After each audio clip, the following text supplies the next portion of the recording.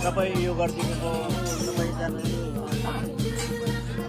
यसरी नै हामीहरू जोड्दै जाउँ, भुल नहोस्, बुझ्दै जाउँ। यसरी नै अर्को साल पनि अब अर्को साल अब अबको 6 महिनामा उधौली सेवा पनि यसरी नै लगाउन सकोस्। मागले हामीले साथ दिउँ,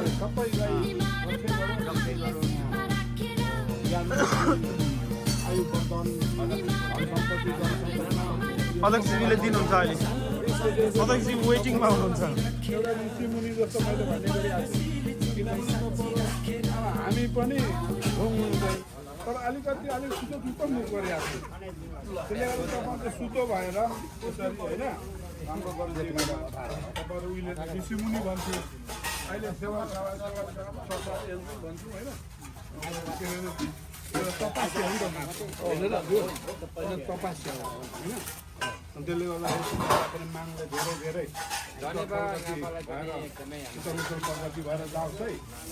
अब मागले त्यसै भनेर हामीले पनि तपाईँहरूले यता हामीलाई माग शक्ति हाम्रो मागिदिनु, हामीले पनि तपाईँहरूलाई त्यसरी तपाईँहरूको पनि उता प्रगति भएर जाओस् भनेर हामी तुम्याङमा सम्पूर्ण को तर्फबाट चाहिँ एकै मुष्टमा हामी अब ल हाम्रो अध्यक्ष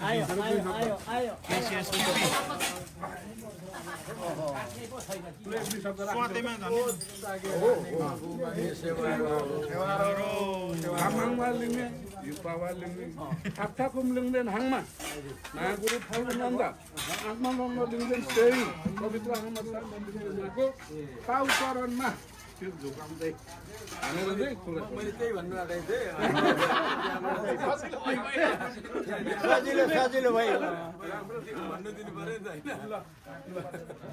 होइन। किराँत कल्चरल सोसाइटी अफ पिट्सबर्गले वर्षैदेखि यहाँनिर यस्तो उँधौली उभौली सेवा गरिरहेको छौँ।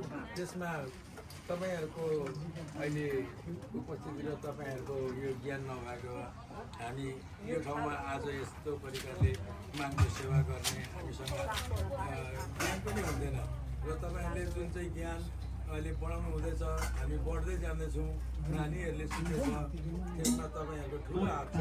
यसै गरेर मागले तपाईहरुलाई ज्ञान दिउँ र तपाईहरुले त्यो ज्ञान आदान प्रदान सबैलाई गर्नुहोस्।